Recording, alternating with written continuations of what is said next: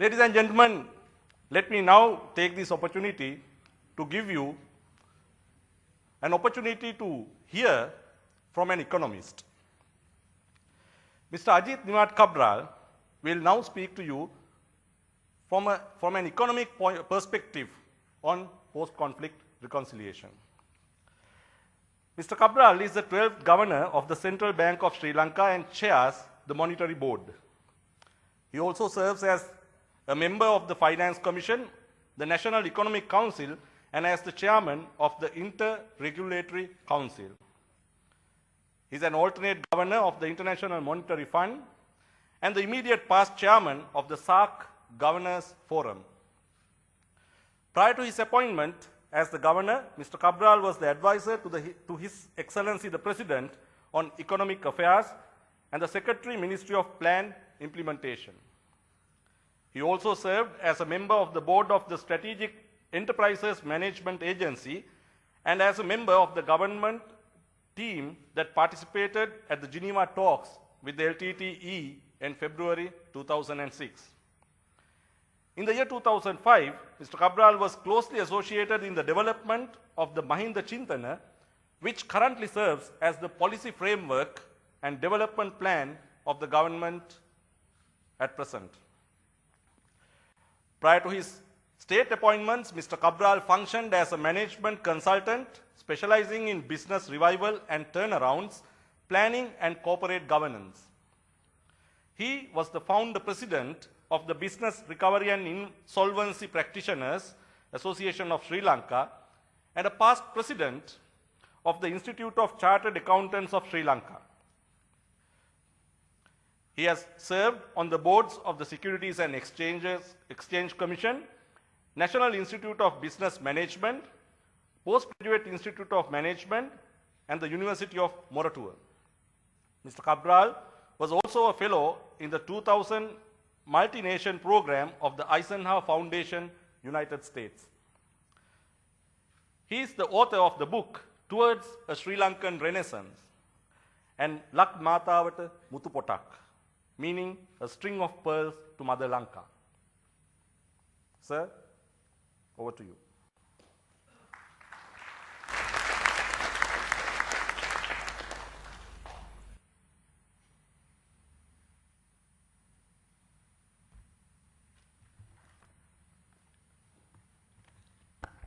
Secretary to His Excellency the President, Secretary to the Ministry of Defense, Commander of the Army, other distinguished delegates, and my dear friends.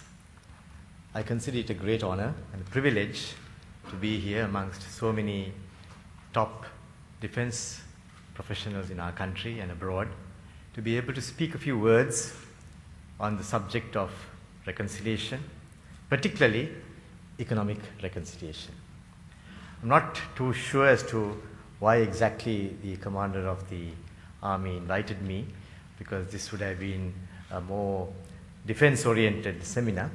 But presumably, the fact that I live next door to him and enjoy the privileges of the defense colony may have also prompted him to request me to come here today, because I sincerely feel quite at home and comfortable when I'm amongst all of you, like I have done for the past 6 years.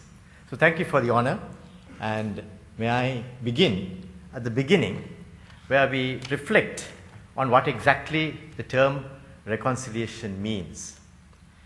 I referred the dictionary, and it says it is the process of mending shattered relationships between two parties. So it could be social reconciliation, could be political reconciliation, it could be economic reconciliation. But it means bringing people together as a result of some process that we put in place.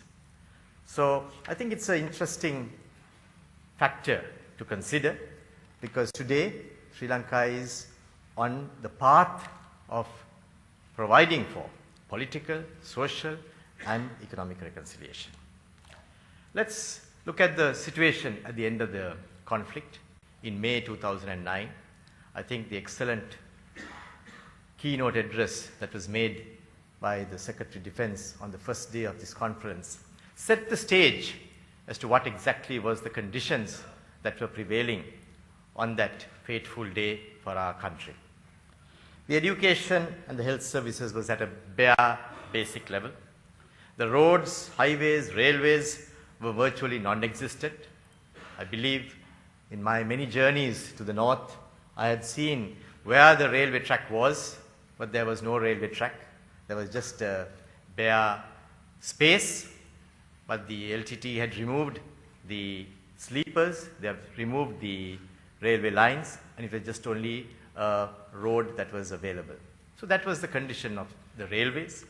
There were no railway stations. Transport facilities were minimal.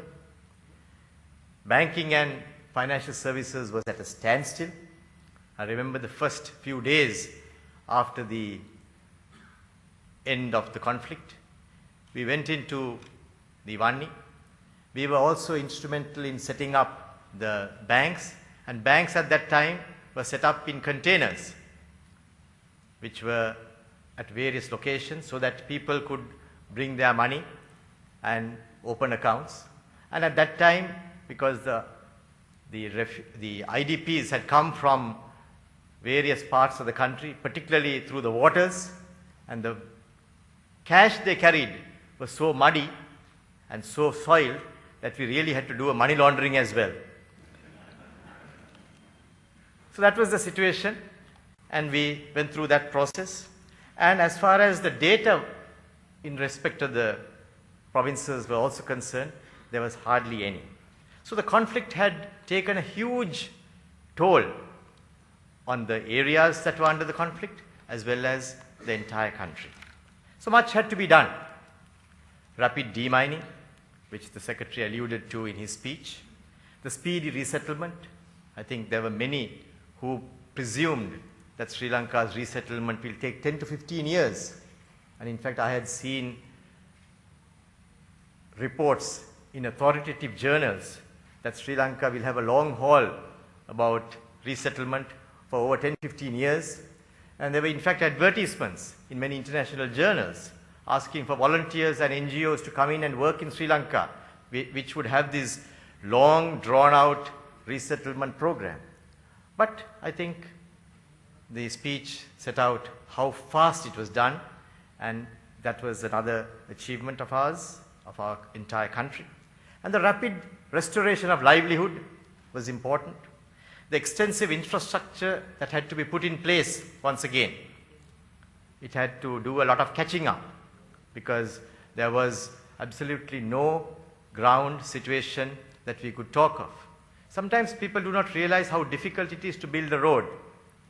When you build a road, you need to take material, you need to take men, you need to take engineers, you have to have logistics.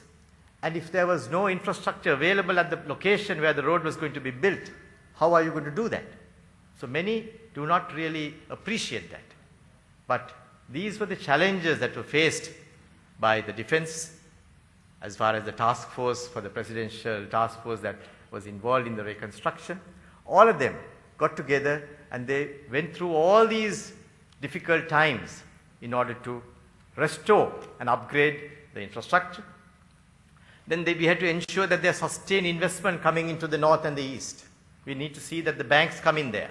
We need to see that the businesses come in there. We need to see that new ventures begin. We need to see that the cultivation starts up. We need to see that the fisheries boats are provided to the people so that they can do their fishing. We have to ensure that people have the wherewithal to do cultivation, that there were water pumps. So all these needed to be done. And new initiatives had to be taken in the banking sector. So let's see what had happened over the last 3 years and where we are today. What has happened in terms of economic reconciliation? We have seen the bank loans being disbursed in the thousands. It is very difficult to disburse a small loan. When you look at the situation in the world, if you are disbursing large loans, you have big corporates who will come forward, they have a track record, they have project reports, they have everything in place. But if you are going to give a loan of 100,000 rupees or 200,000 rupees to a person who has no security, person who has been in conflict earlier, person who has not had the wherewithal to be in business before, how does the bank take a decision of that nature? So new innovations had to be created. I remember on many occasions when we went to the north, people said, we would like to cultivate, but I don't have any title to the land that I'm in, because the title deeds are destroyed. So how do you request a bank to provide a loan to a person who cannot give you a clear title to the land that he is going to be tilling? So issues like that had to be tackled. It's a long story, so I will not go into all those details, but all those areas had to be tackled in order to ensure that loans could be granted. But we did that. There was enormous goodwill that was available, and as a result of that, we could get the banks to go in, give those loans, and then the small loans, the 100,000s, the 500,000s, the 1 million loans were provided so that people can start up with the water pump, with that small tractor, with the boat, so that they could have livelihood being given to them. So these data will tell you how many thousands of loans were granted in such a short period of time. Then most of the loans were given at concessionary rates as well, so that the central bank and the Ministry of Finance came in and we refinanced many of the loans that were provided to the small timers, so that they had capacity to be able to take the loans at not very high interest rates, but at very low interest rates, so that it was possible for them, even if the project was not too viable, for them to make money. The bank branch network grew rapidly, both in the northern province. You can see from the numbers, in just 3 years, from about 117 bank branches, it went up to 193. And the number of accounts from about 2.5 million went up to about 6 million accounts. So it shows that there is a vast amount of interest that has been taken by the people themselves. There was substantial penetration into the north and the east with ATM machines and small branches. And all that, while that livelihood was taking place, the government and the Presidential Task Force was involved in building the new infrastructure.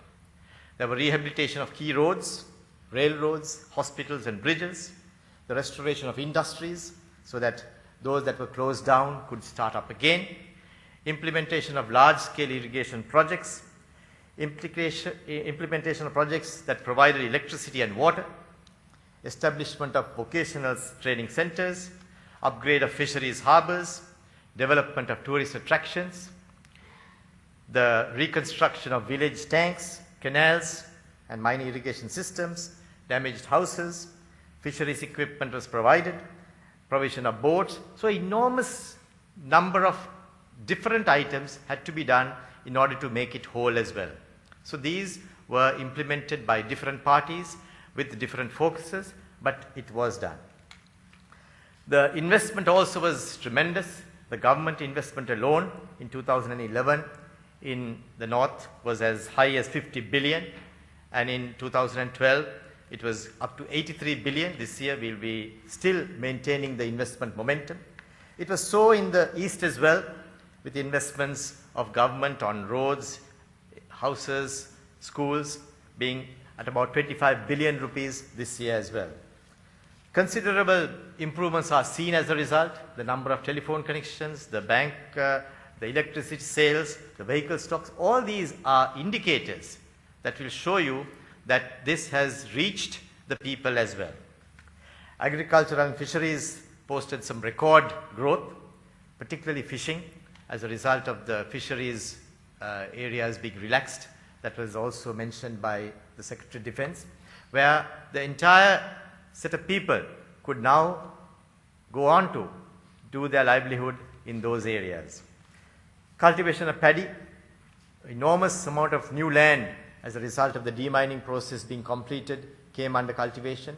And in fact, in 2011, when Sri Lanka had a very severe flood, we did not see any changes in the price levels, particularly because the foodstuffs came very easily from the north. Otherwise, as a central bank governor, I would have had some serious problems with inflation.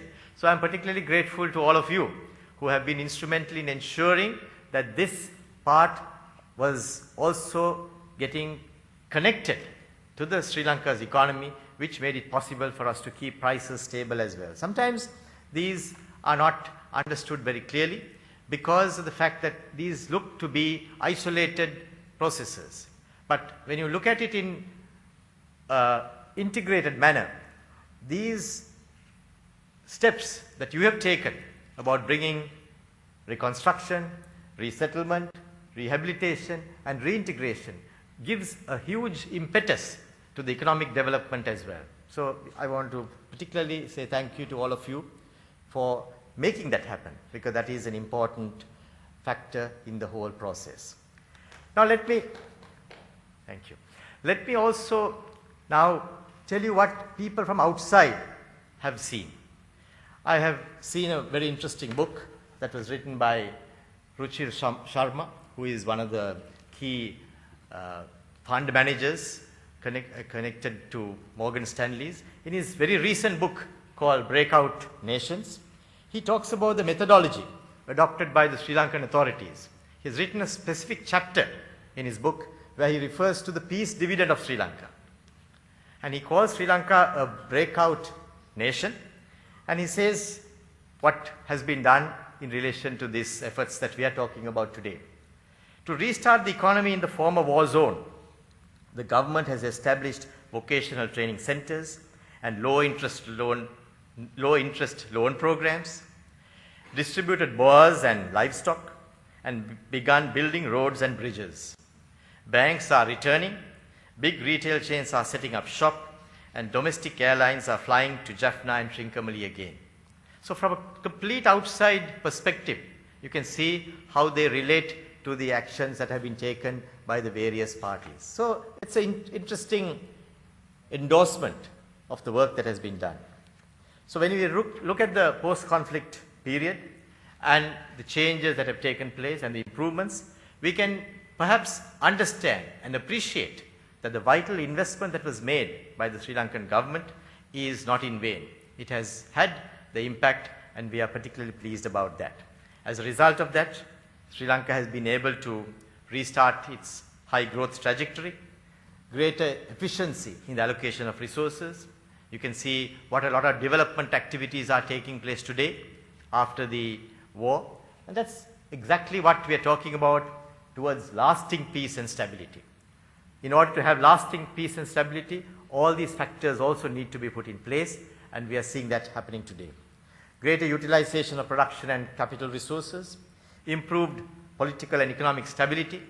We have done several international bond issues, and when we go to the international markets and talk to people, you can see how they relate to the political stability and the stability in our country when they make their investment decisions. And that's a very important factor in their own agendas, because when they see stable countries, countries without violence, countries where there is political stability, that would amount to a fairly sizable reduction as far as the interest rate is also concerned. So these are benefits that sometimes may not be obvious, but these are actually very serious and very effective benefits as well. We have seen Sri Lanka's brain drain changing into a brain gain. We are seeing improved fiscal management, and we are also seeing the real side of the war not being there. As a result, there is no destruction of property, etc. That would have probably have prompted Ruchir Sharma to say that we are a breakout nation, and he says this: the civil war is over and the process of healing is underway. So it's not lost on the international community as well, that the process of healing is very real, and there is every chance that Sri Lanka will again become a breakout nation. Let's have a quick look at how the areas under the conflict have fared economically as well. If you look at the GDP numbers, the big circle there represents the Western province, which has been traditionally the province where the greatest amount of economic activity has taken place in our country. But in the year 2009, in a very short period of time, you could see that the growth level in the northern province was also coming up to even higher, of course on a lower base, to a higher position very, very quickly. But in 2010, something phenomenal had taken place, where the Northern Province had a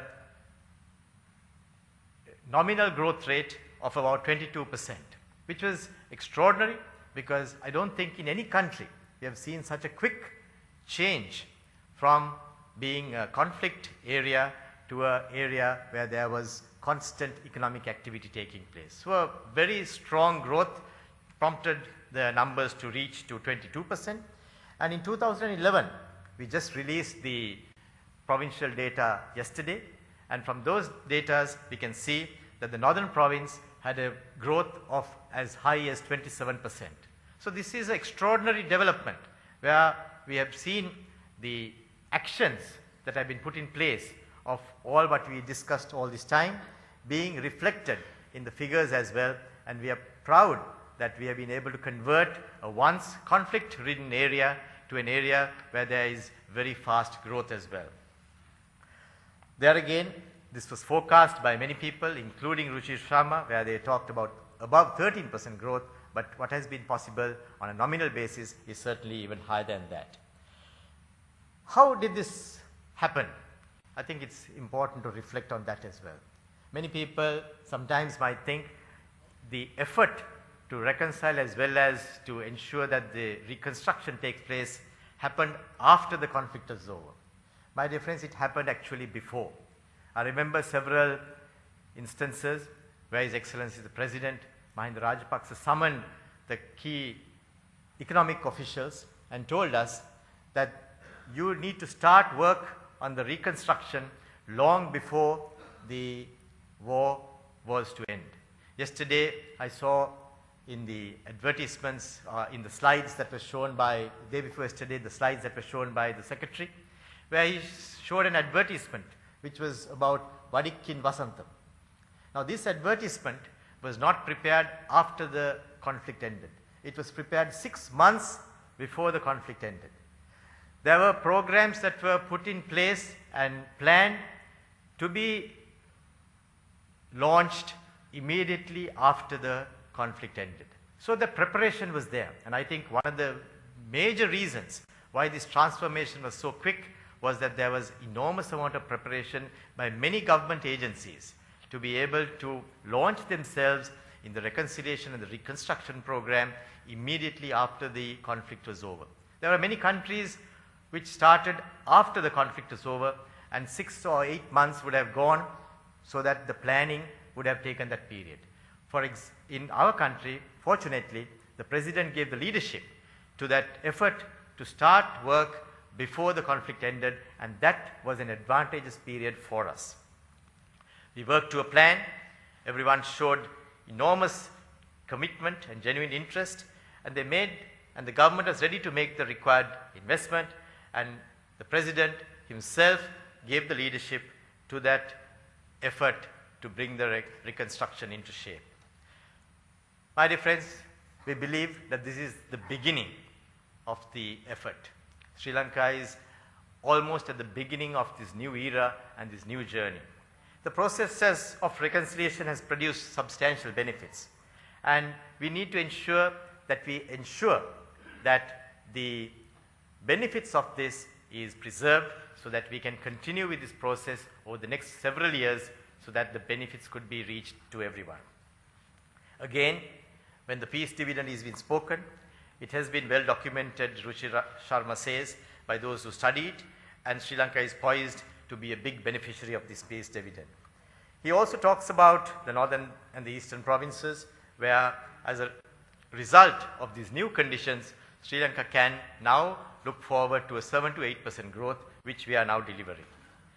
Let me conclude by referring to a very recent article that I saw in the newspapers, where an ambassador has recently announced that healing the wounds of war is not limited to reconstructing roads.